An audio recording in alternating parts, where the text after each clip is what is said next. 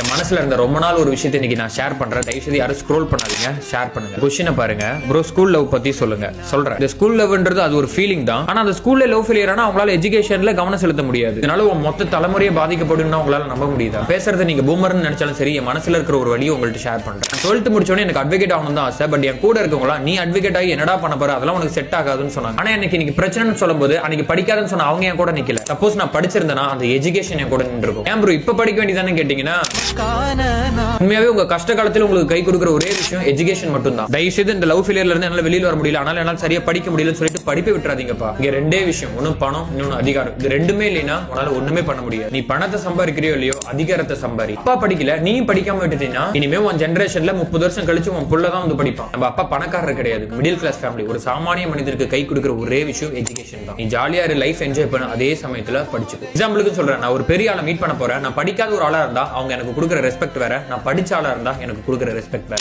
நான் படிப்புன்னு சொல்றத வெறும் புத்தகத்தை மட்டும் இல்ல, பல பேருடைய வரலாறு. லவ் ஃபெயிலியர்னு சொல்லிட்டு உன் மொத்த லைஃபையும் அழிச்சிராது.